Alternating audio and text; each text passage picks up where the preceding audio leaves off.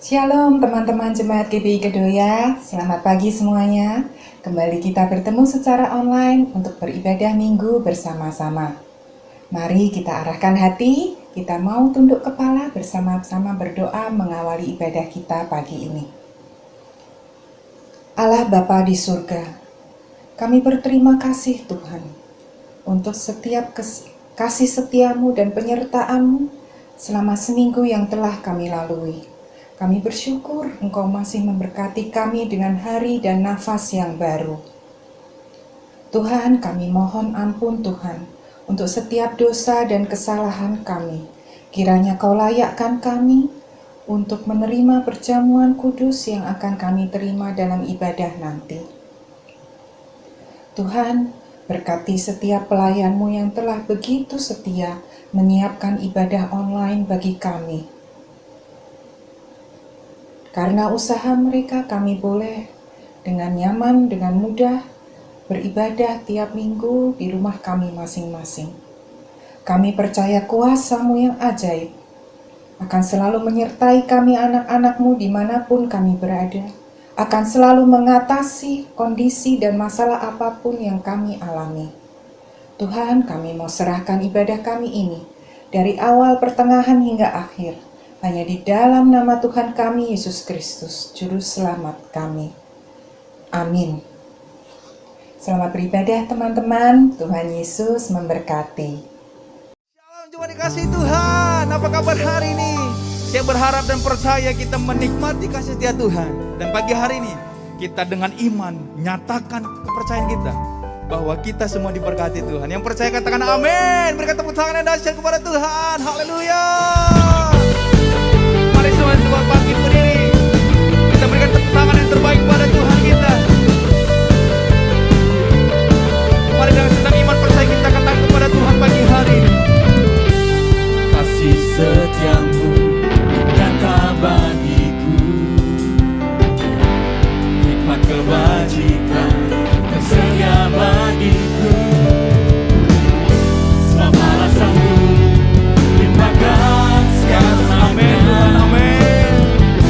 Dan anugerahnya sangat besar bagi. Boleh dengan iman sama-sama katakan aku diberkati. Aku diberkati, aku dilimpahi, karena Allah sanggup untuk Aku diberkati.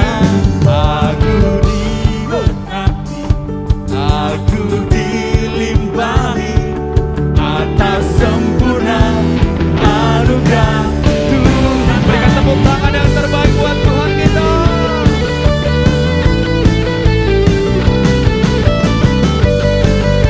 Kami percaya Tuhan kasih setiamu nyata dalam kehidupan kami. Yang percaya katakan Kasih setiamu nyata bagiku, kebajikan tersedia amin Tuhan, bagiku. amin.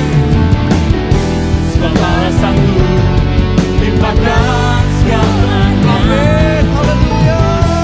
Anugerahnya sangat besar bagi. Aku diberkati. Aku diberkati, aku dilimpahi, karena Allah sanggup untuk Dengan iman katakan aku diberkati. Aku dilimpahi atas sempurna anugerah. Yang percaya berikan tepuk tangan yang terbaik buat Tuhan kita. Sebab Engkau Allah sanggup melimpahkan hikmat dan kebajikan dalam kehidupan kami. Yang percaya katakan amin. Haleluya. Mari jemaat berikan tepuk tangan yang dahsyat kepada Tuhan kita. Yang percaya Allah sanggup sama-sama angkat tangan katakan. Sebab Allah sanggup limpahkan segalanya. Yes, amin Tuhan. Dan anugerahnya sangat besar bagiku. Sebab Allah sanggup. Sebab Allah sanggup limpahkan segalanya. Dan anugerahnya sangat besar bagiku. Aku diberkati. Aku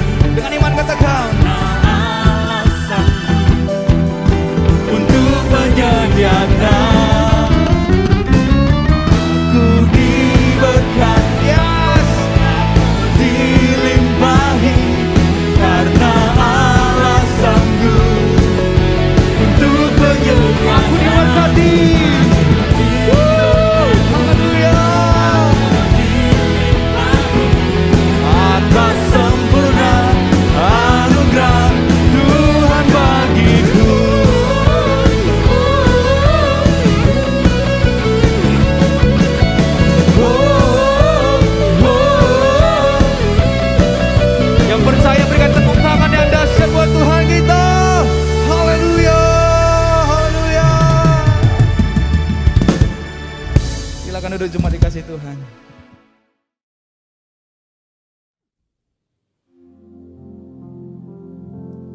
Hidupku menggenapi firman-Mu, tanda mujizat sertai tiap langkahku. Kau bersamaku di dalamku, jadi bukti kebenaran. Oleh jemaat Tuhan berikan tepuk tangan yang terbaik kepada Tuhan kita. Kau Tuhan yang setia, Kau Tuhan yang sempurna dalam kehidupan kami. Tidak ada rencana yang jahat buat setiap kami Tuhan. Yang percaya dengan iman sama-sama katakan, Tuhan, Kau sempurna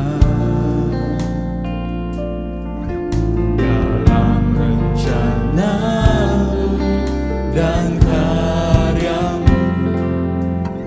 Ku serahkan hidupku, murnikan dengan Roh-Mu.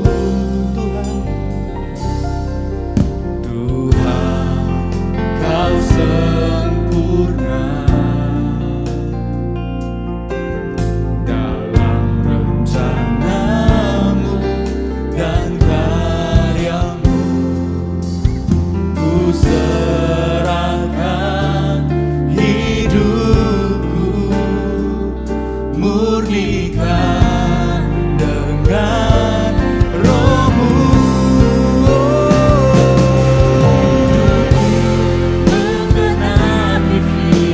biar hidup kami Tuhan menggenapi firman-Mu. Dan mujizat sertai tiap langkahku. Kau bersamaku di dalamku, jadi bukti kebesaran. Hidup kami, haleluya. Hidupku menggenapi firman-Mu, tanda mujizat sertai tiap langkahku. Kau bersamaku di dalamku, jadi bukti kebesaran. Mari sembah Dia. Biar hidup kami Tuhan menggenapi firman-Mu dalam hidup. Biar dunia melihat ada Yesus dalam kehidupan kami. Bagaimana tangan Tuhan menyertai kami. Bagaimana tiang awan dan tiang api menuntut kehidupan kami. Biar kehidupan kami Tuhan ditemukan sesuai dengan rencana dan kehendak Tuhan. Penyertaan Tuhan menyertai kami. Ada tanda-tanda mujizat terjadi. Karya-karya Tuhan dinyatakan oleh kehidupan kami Tuhan. Dekala barata kasih kila lalala baseke.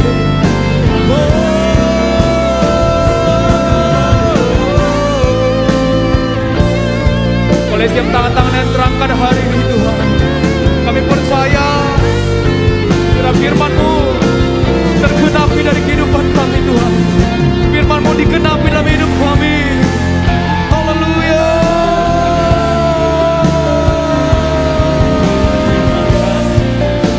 Sekala barata kaseki lalala baseke. Sekala lalala baseke. Ya, ya. Haleluya. Mari sambil tangan terangkan kepada Tuhan. Mari angkat kedua tanganmu dengan iman, katakan pagi hari ini. Menggenapi firman-Mu,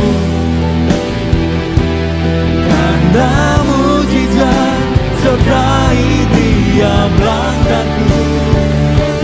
Kau bersamaku di dalamku, jadi bukti kebenaran. Boleh sambil angkat kedua tanganmu sekali lagi dengan sungguh katakan hidupku. Haleluya.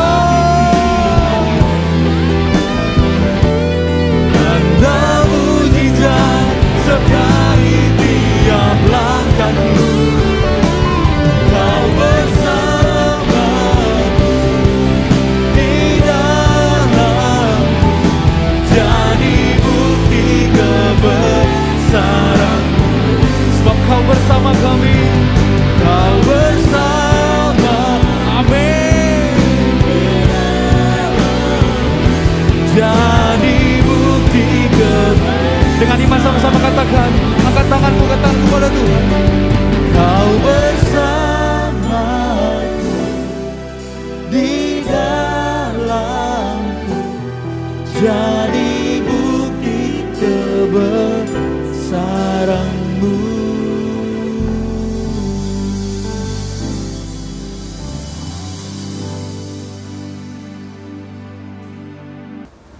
Sebelum kita mendengarkan firman Tuhan, mari tundukkan kepala untuk berdoa. Tuhan Yesus Kristus, terima kasih Tuhan, kami sudah memuji dan memuliakan nama-Mu Tuhan. Pada kesempatan pada hari ini Tuhan, biar kami persiapkan hati kami untuk mendengarkan firman-Mu Tuhan. Urapi hamba-Mu yang akan menyampaikan kebenaran firman-Mu. Agar firman-Mu ini Tuhan tertanam dalam hati kami. Engkau sirami terus kami ya Tuhan. Melalui firman-Mu, Engkau terus memimpin kami dalam setiap langkah hidup kami Tuhan. Kami siap untuk mendengarkan firman-Mu Tuhan. Hanya di dalam nama-Mu Tuhan Yesus Kristus. Haleluya. Amin. Nah, hari ini saya akan menyampaikan firman dengan judul pribadi bintang. Kita akan baca Matius pasal 5 ayat yang ke-16 yang kita akan sambung dengan Filipi 2 ayat 15. Demikian bunyinya. Demikianlah hendaknya terangmu bercahaya di depan orang supaya mereka melihat perbuatanmu yang baik dan memuliakan Bapamu yang di sorga. Filipi 2 ayat 15, supaya kamu tiada beraib dan tiada bernoda sebagai anak-anak Allah yang tidak bercela di tengah-tengah angkatan yang bengkok hatinya dan yang sesat ini, sehingga kamu bercahaya di antara mereka seperti bintang-bintang di dunia. Shine like a star, bercahaya seperti bintang di dunia. Kita sering mendengar istilah bintang lapangan, bintang pelajar, bintang kehidupan. Itu bicara tentang orang-orang dengan karakter unggul, menjadi pribadi maksimal, bukan orang yang pribadinya kerdil. Dan orang dengan pribadi bintang semacam itu bercahaya, menjadi berkat bagi sesamanya. Nah, kalau kita lihat gambar bintang di depan ini, saudara-saudara, maka ada 5 segi, tetapi di tengah ada satu yang merupakan core atau intinya. Saya melukiskan pribadi bintang itu memiliki hal yang bagus di dalam 6 bidang ini. Yang pertama, hubungannya dengan Tuhan bagus. Yang kedua, dia punya integritas pribadi. Yang ketiga, dia memiliki pernikahan dan keluarga yang baik. Yang keempat, dia punya kesehatan fisik yang prima. Yang kelima, dia punya kesehatan emosi. Dan yang keenam, dia memiliki tanggung jawab dalam bidang keuangan. Mari kita lihat satu persatu ke-6 aspek ini, supaya kita benar-benar bisa menjadi pribadi bintang, pribadi yang maksimal, pribadi yang berkenan kepada Tuhan. Yang pertama, pribadi yang berkenan kepada Tuhan itu adalah orang yang punya hubungan dengan Tuhan. Dalam Ayub 22 ayat 21 dikatakan, berlakulah ramah terhadap dia supaya engkau tentram, dengan demikian engkau memperoleh keuntungan. Orang yang sungguh-sungguh diberkati oleh Tuhan, rohani dan jasmani, adalah orang yang ramah, artinya menjalin relasi yang akrab, yang intim dengan Tuhan. Menurut Dale Carnegie, seorang pakar pengembangan pribadi, sukses itu 15% ditentukan oleh kemampuan teknis, oleh IQ, kecerdasan. Tapi 85% kesuksesan itu terdiri dari kemampuan kita menjalin relasi atau hubungan dengan orang lain. Kalau saudara bisa menjalin relasi yang luas dan baik dengan banyak orang, potensi sukses sangat besar.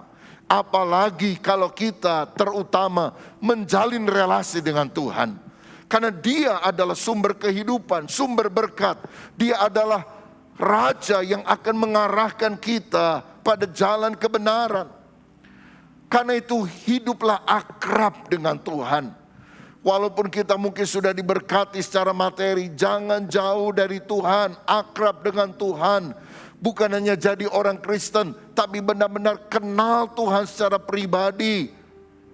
Saudara, karena relasi antara kita dengan Allah yang telah terputus karena dosa itu sudah diperbaharui melalui karya Kristus di kayu salib, melalui pengorbanannya mati di Golgota, tapi dia bangkit pada hari ketiga.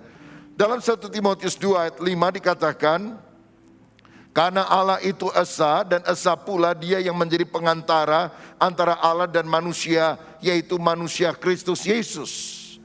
Di salib dia tergantung antara langit dan bumi untuk menghubungkan Bapa di sorga dengan manusia di bumi yang selama ini telah terpisah karena dosa.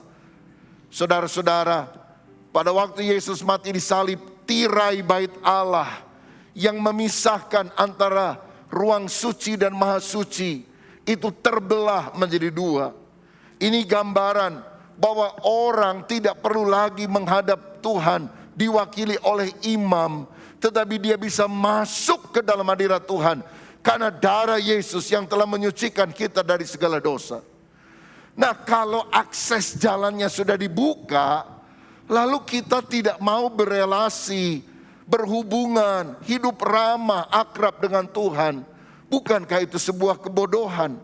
Karena Tuhan membuka dirinya untuk dijumpai oleh kita manusia.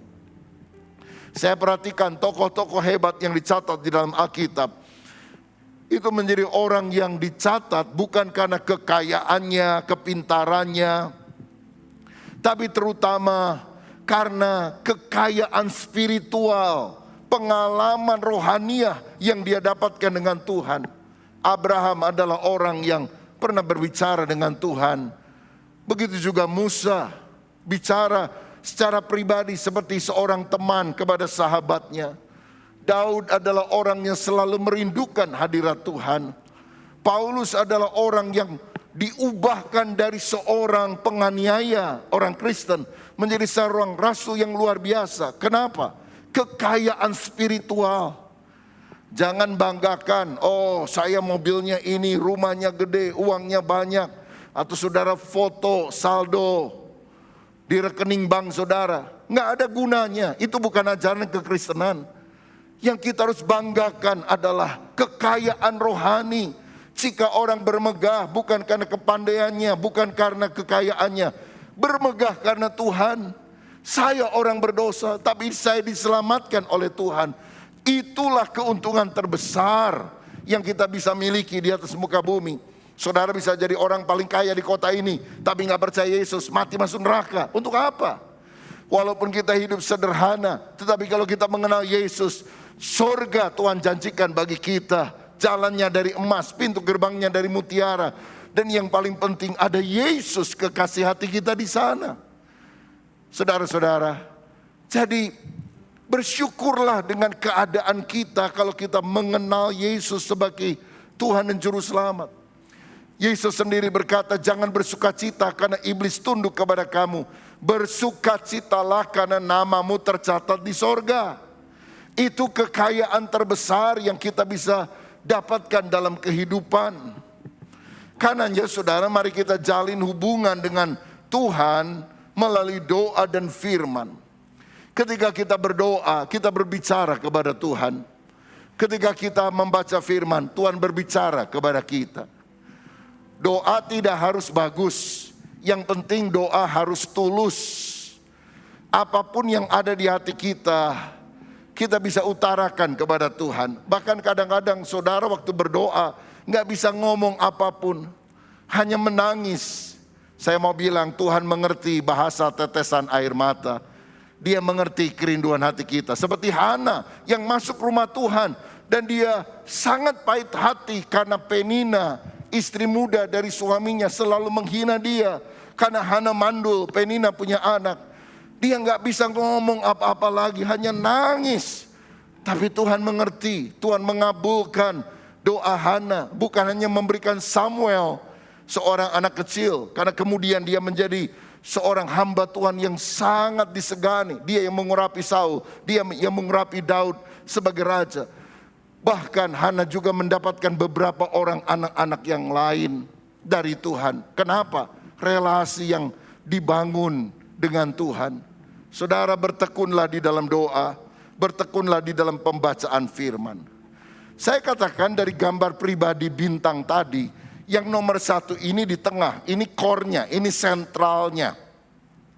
Kalau kita gagal menjalin relasi yang akrab dengan Tuhan, kita akan mengalami kegagalan dalam aspek yang lain. Sebetulnya kegagalan kita itu nggak banyak. Kegagalan kita cuma satu. Kita gagal mengandalkan Tuhan. Dan kegagalan mengandalkan Tuhan akan mengakibatkan kegagalan dalam bidang yang lain. Tapi kalau kita mengandalkan Tuhan, ada masalah, ada tantangan. Tapi Tuhan akan memberikan kemenangan. Karena kita adalah anaknya, kita adalah biji matanya, dia akan menjadi pembela kita. Siapa yang percaya? Berikan tepuk tangan yang paling meriah untuk Tuhan Yesus. Faktor yang kedua yang juga dimiliki oleh orang yang punya pribadi bintang adalah integritas pribadi. Integritas artinya satunya kata dan perbuatan, sama luar dan dalamnya. Integritas nampak di dalam kejujuran. Salah satu orang yang dicatat punya integritas luar biasa adalah Daniel. Dalam Daniel 6 ayat 4-5 dikatakan, maka Daniel ini melebihi para pejabat tinggi dan para wakil raja itu, karena ia mempunyai roh yang luar biasa. Dan raja bermaksud untuk menempatkannya atas seluruh kerajaannya. Kemudian para pejabat tinggi dan wakil raja itu mencari alasan dakwaan terhadap Daniel dalam hal pemerintahan, tetapi mereka tidak mendapat alasan apapun atau sesuatu kesalahan sebab ia setia dan tidak ada didapati sesuatu kelalaian atau sesuatu kesalahan padanya. Daniel ini orang buangan, budak Yahudi yang kemudian diangkat menjadi menteri di dalam pemerintahan kerajaan Babilonia dan kemudian kerajaan Media Persia. Dan ternyata Daniel ini sangat bisa dipercaya, saudara. Karena dia punya spirit of excellence. Dan roh yang kuat itu dibangun ketika setiap hari 3 kali dia berdoa kepada Allah menghadap Yerusalem.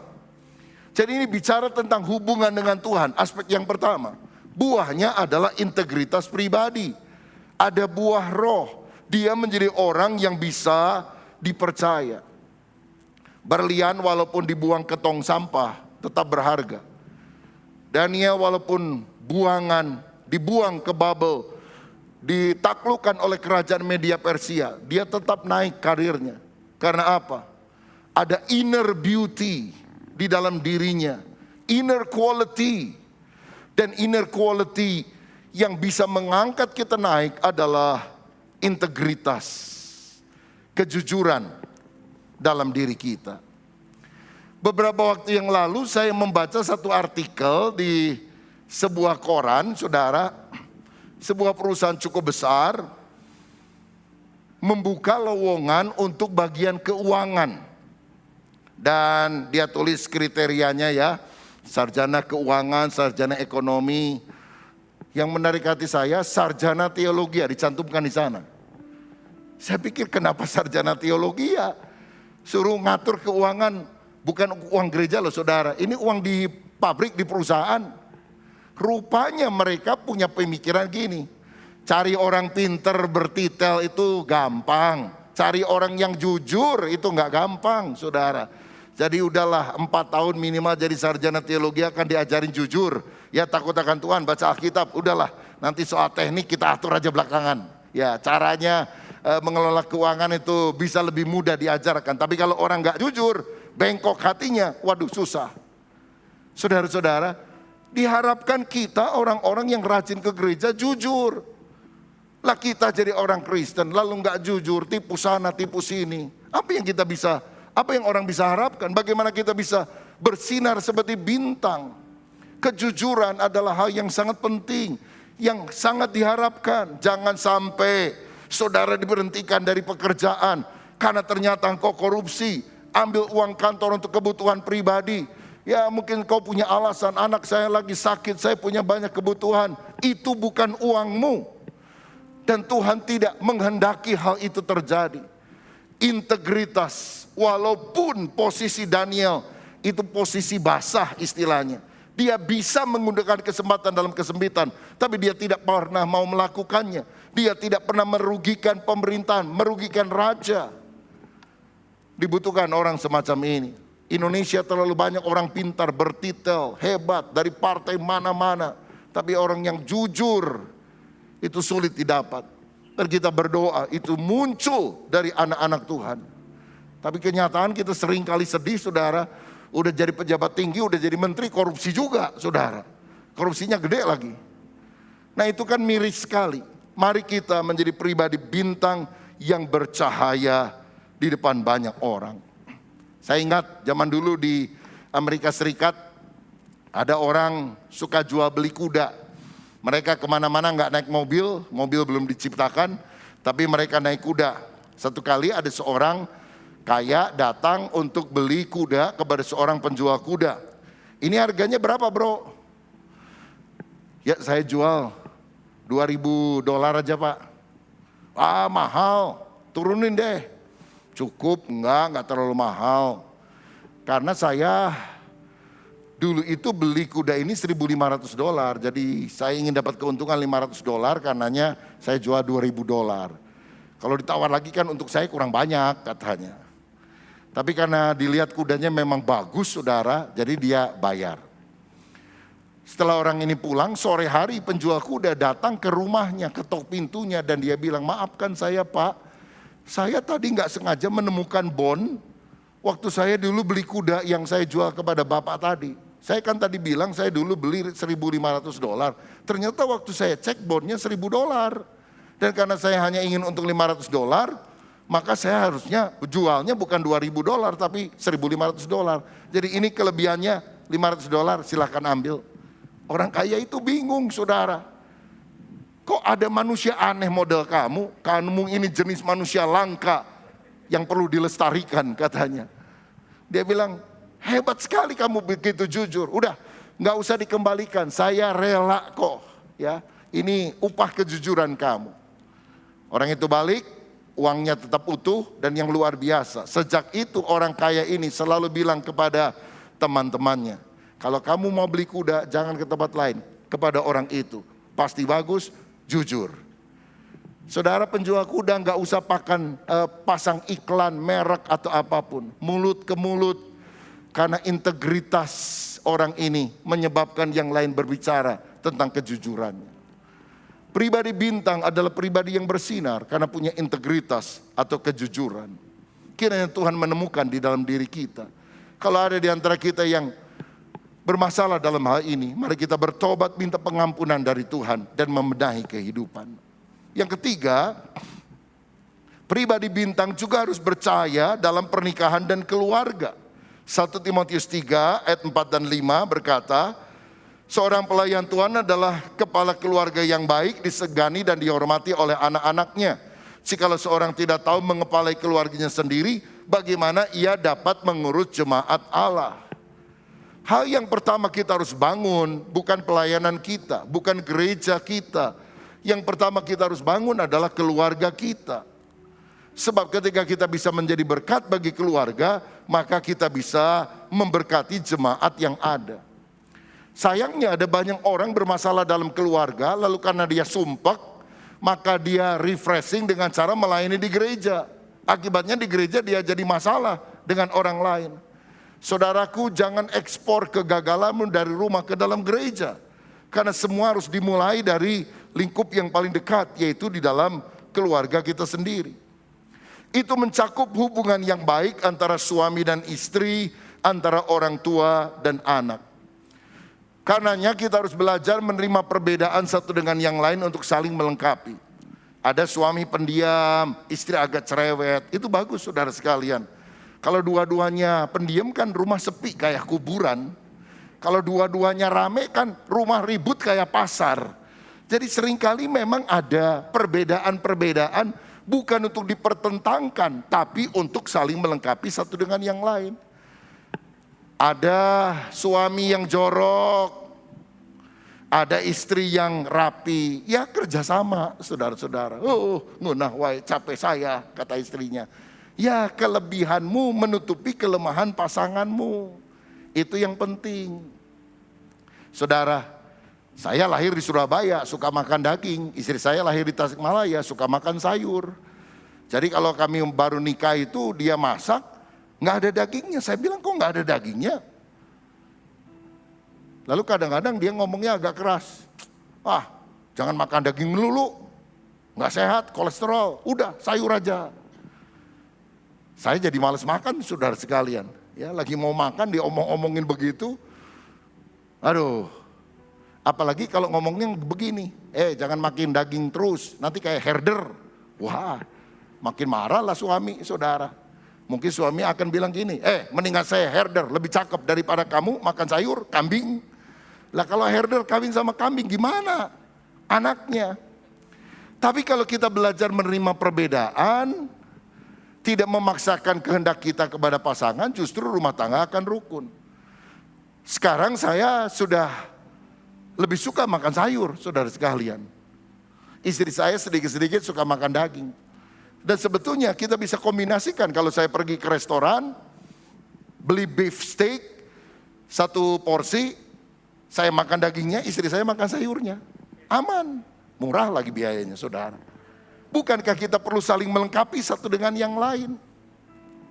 Saudara, mendidik anak juga harus dilakukan oleh orang tua dengan memberikan arahan, tapi terutama keteladanan kita kepada anak-anak kita. Anak itu bukan pendengar yang baik, tapi dia adalah peniru yang baik. Dan kita harus belajar memberikan tuntunan kepada anak-anak kita, terutama keteladanan bagi mereka.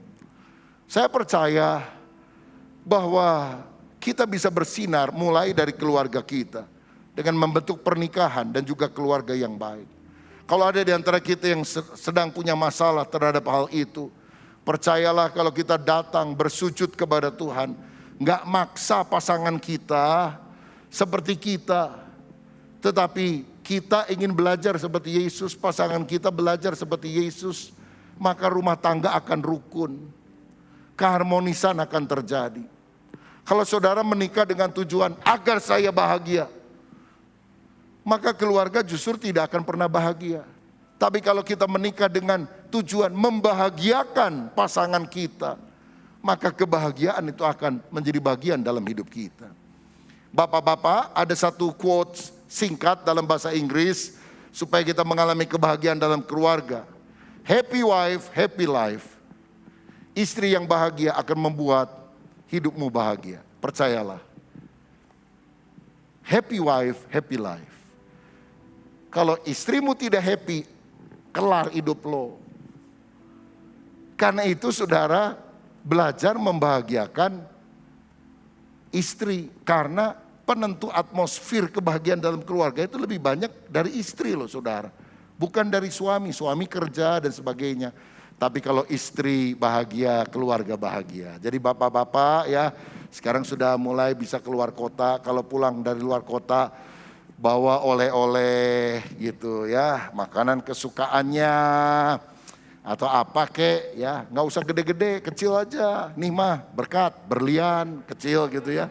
Kan istri happy saudara. Haleluya. Yang tepuk tangan pasti ibu-ibu itu saudara.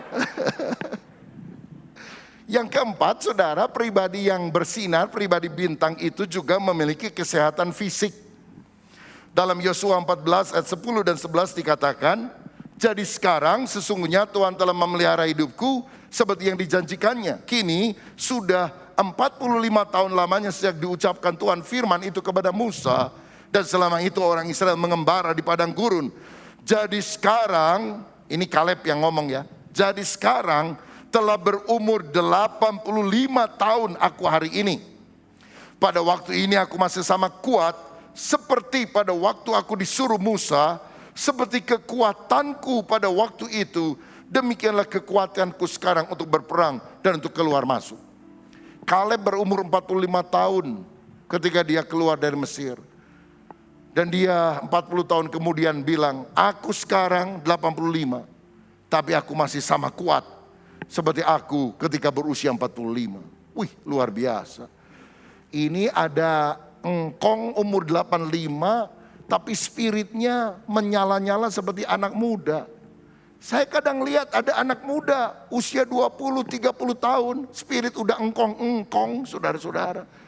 Aduh, kalau ngomong negatif melulu, gak ada pengharapan, diam aja, ngelamun aja, gak produktif hidupnya. Kesehatan fisik adalah sesuatu yang kita juga harus jaga, saudara. Saudara tahu, Daud adalah orang yang hebat, mengalahkan seorang raksasa bernama Goliat. Tapi yang dikalahkan Daud sebetulnya cuma satu raksasa. Sedangkan Kaleb minta izin kepada Yosua, berikan Hebron kepadaku, aku akan taklukkan Hebron. Padahal di Hebron itu tinggal bangsa Enak, yaitu keturunan raksasa. Jadi satu kampung raksasa semua. Daud cuma menghadapi satu raksasa. Kaleb satu kampung raksasa semua. Bapak raksasa, ibu raksasa, anak raksasa, tetangga raksasa, adik raksasa, famili raksasa. Dia bilang, aku 85, aku sanggup. Jangan kasih tugas ini untuk anak muda, nanti mereka kalah, aku saja. Wih, ada orang sehebat begini. Saudara, walaupun ada yang sudah lanjut usia, semangat tetap harus menyala-nyala untuk kemuliaan Tuhan. Kaleb umur 85 tapi gagahnya luar biasa. Tahukah saudara, Kolonel Sanders berhasil menemukan resep Kentucky Fried Chicken dan menjadikannya waralaba atau franchise ketika dia berumur 70 tahun. Ray Kroc menemukan hamburger yang diberi nama Big Mac untuk McDonald ketika umurnya juga 70 tahun. Pablo Picasso, pelukis yang ternama itu, yang nilai lukisannya sangat mahal, masih melukis sampai 88 tahun. Thomas Alva Edison pada usia 85 tahun menciptakan mesin dengan nama mimeograf. Kita jangankan menciptakan mesin, mimeograf juga nggak tahu apa artinya, saudara. John Wesley, pengkhotbah dari Inggris, pendiri gereja Metodis, itu masih khotbah kemana-mana. Naik kuda dari satu kota ke kota yang lain di usia 88 tahun. Inilah orang-orang yang menjaga stamina kesehatan fisiknya. Karena itu kita perlu menjaga stamina fisik kita, supaya kita bisa melayani untuk kurun waktu yang lebih panjang. Karena itu saudara, mari kita jaga kesehatan. Atur pola makan yang sehat. Olahraga yang teratur, istirahat yang cukup, jangan tidur terlalu malam. Dan kalau kita mengatur irama yang baik, kita akan lebih sehat. Yang kelima, saudara sekalian, kita juga harus memiliki kesehatan emosi. Efesus 3 ayat 31-32, segala kepahitan, kegeraman, kemarahan, pertikaian, dan fitnah hendaklah dibuang dari antara kamu, demikian pula segala kejahatan. Tetapi hendaklah kamu ramah seorang terhadap yang lain, penuh kasih mesra, dan saling mengampuni sebagaimana Allah di dalam Kristus telah mengampuni kamu. Semua yang buruk buang dari hati kita. Saudara, nyimpen deposito uang di bank boleh, tapi jangan nyimpen kepahitan di hati. Segala kepahitan, kegeraman, kemarahan, pertikaian, fitnah dibuang. Tapi hendaklah kamu ramah, penuh kasih mesra, saling mengampuni seperti Kristus telah mengampuni kita. Mari kita hidup di dalam kasih dan sukacita. Hati yang gembira adalah obat yang manjur. Miliki hobi, punyai banyak teman, tamasya ke alam. Jangan pahit hati, khawatir, sibuk terus dalam hidup ini. Miliki kesehatan emosi yang baik. Kalau saudara tiap hari bawaannya sumpek, marah-marah, baru bangun tidur rasanya mau ngamuk aja. Ya, pembantu dimarah-marah, sampai kucing mesti jalan pelan-pelan, kalau tidak dilempar sama sandal. Ini ada kesehatan emosi yang gak baik loh saudara sekalian. Ayo jaga kesehatan emosi, banyak nyanyi, memuji Tuhan, tertawa, bersyukur, ngobrol dengan humor, guyon sama keluarga kita.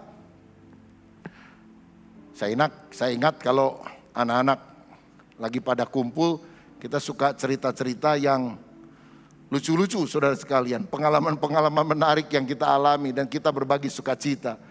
Waktu anak masih kecil juga, anak yang paling kecil satu kali pernah ngomong gini, "Pih, tahu nggak? Ada teman saya nggak lulus ujian kesenian. Kenapa? Dia disuruh nyanyi dari Sabang sampai Merauke, lagunya salah. Loh, mestinya gimana? Dari Sabang sampai Merauke berjajar pulau-pulau.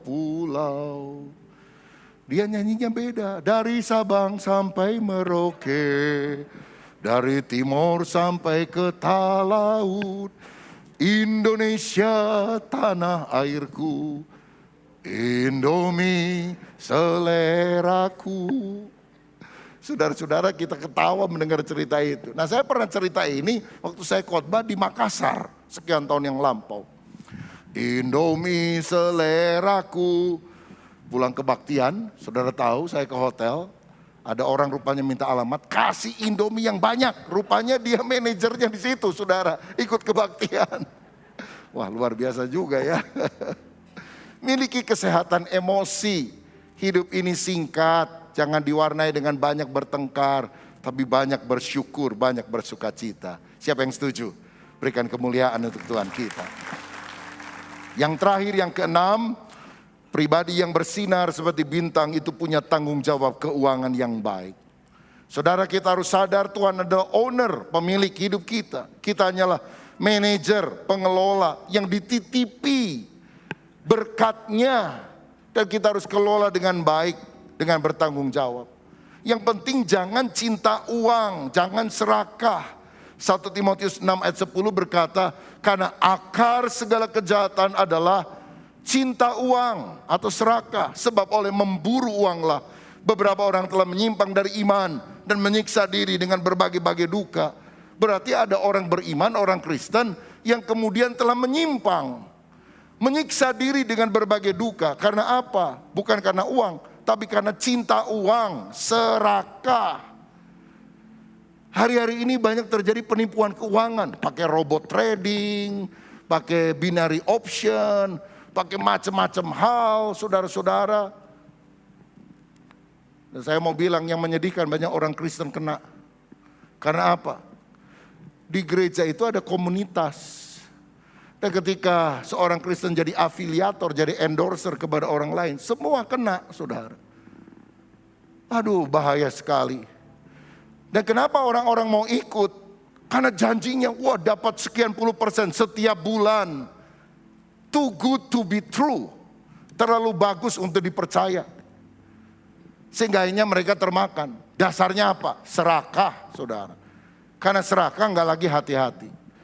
Karena itulah mari kita lihat apa yang diajarkan Alkitab supaya kita menerima berkat yang halal, berkat yang sejati. Pertama, kita harus bekerja dengan rajin. Jadi jangan bilang, oh nggak usah kerja, santai, nanti uang datang dengan sendiri. Itu beda sama prinsip Alkitab, saudara. Amsal 10 ayat 4 berkata begini, Amsal 10 ayat 4. Tangan yang lamban membuat miskin, tetapi tangan orang rajin menjadikan kaya. Santai-santai aja, nanti uang mengejar kamu datang dengan sendiri. Ayatnya di mana, saudara sekalian? Tangan yang lamban membuat miskin, tapi tangan orang rajin menjadikan kaya. Kita juga harus belajar mencukupkan diri dengan apa yang ada. Jangan suka panasan lihat orang lain.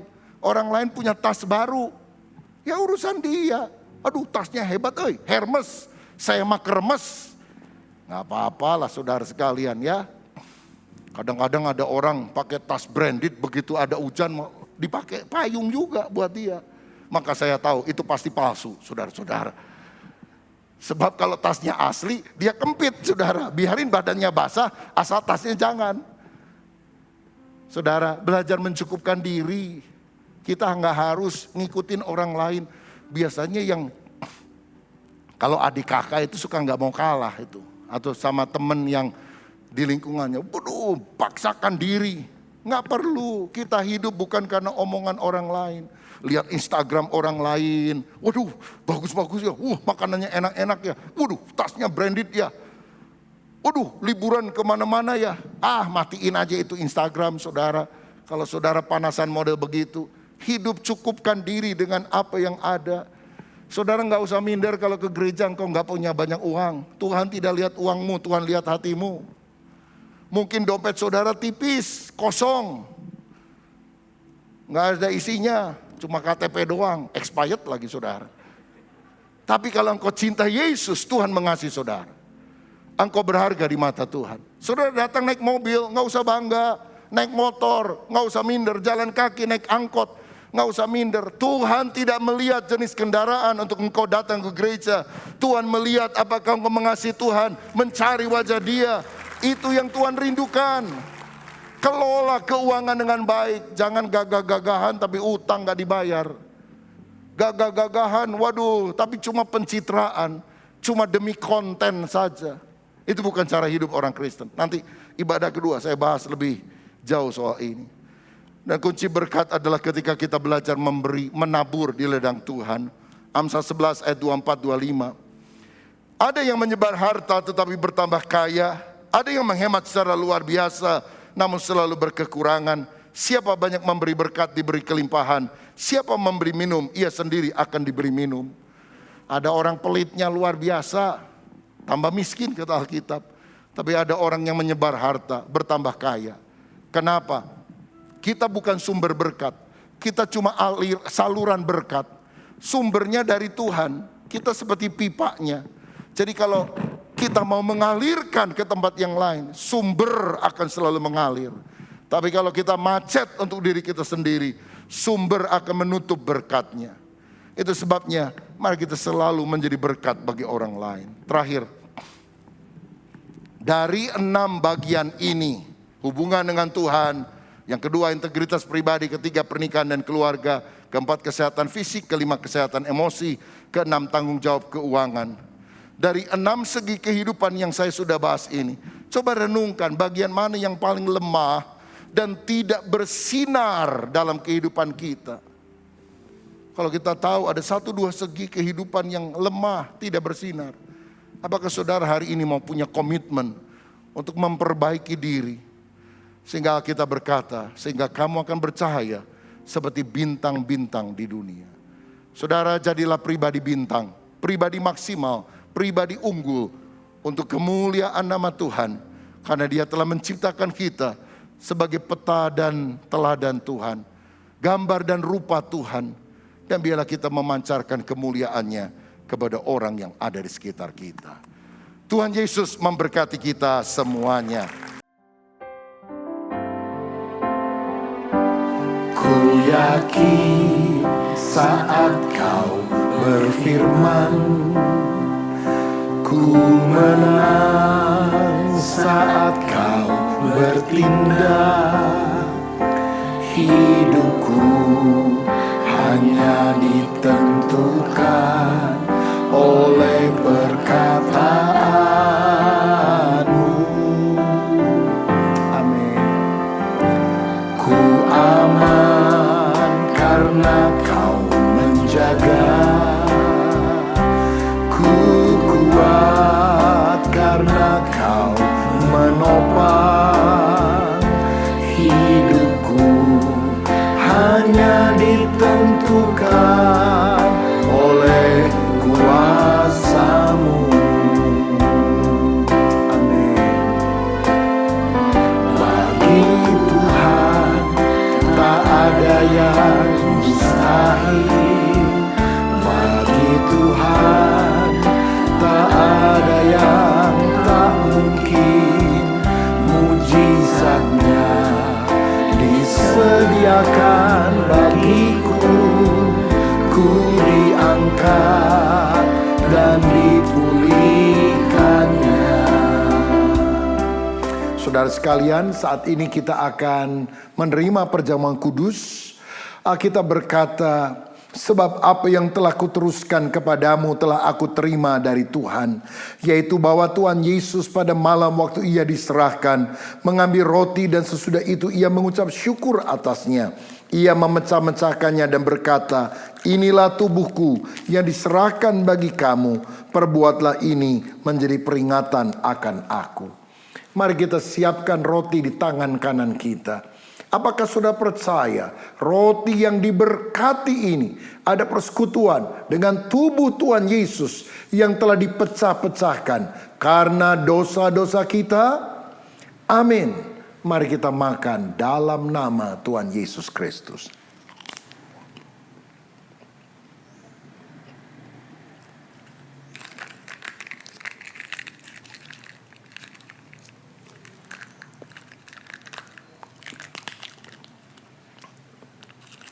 Selanjutnya firman Tuhan berkata, demikian juga ia mengambil cawan sesudah makan, lalu berkata, cawan ini adalah perjanjian baru yang dimateraikan oleh darahku.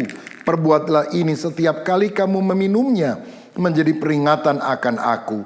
Sebab setiap kali kamu makan roti ini dan minum cawan ini, kamu memberitakan kematian Tuhan sampai ia datang.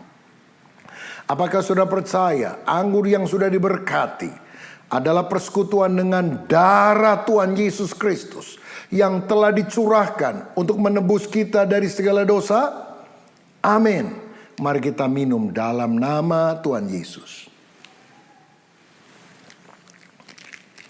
Terima kasih Tuhan untuk kebaikan-Mu, untuk penebusan-Mu, untuk apa yang sudah Engkau lakukan. Biar hidup kami selalu bergantung kepada kebenaran firman-Mu. Bagi Tuhan tak ada yang mustahil. Bagi Tuhan tak ada yang tak mungkin. Mujizatnya disediakan bagiku. Ku diangkat dan dipulihkannya. Ku diangkat dan dipulihkannya. Ku diangkat dan dipulihkannya. Bapa, terima kasih untuk firman-Mu, juga terima kasih untuk perjamuan kudus. Di dalam nama Yesus, amin.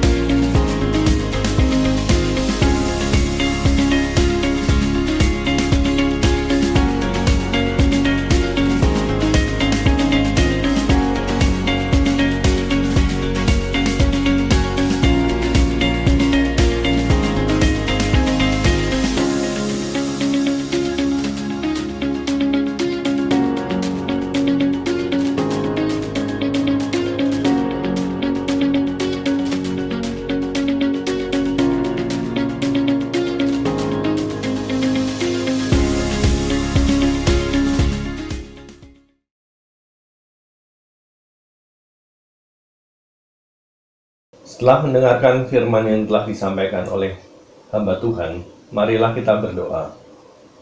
Tuhan Yesus, terima kasih atas semua firman yang telah Kau sampaikan melalui hamba-Mu ya Tuhan.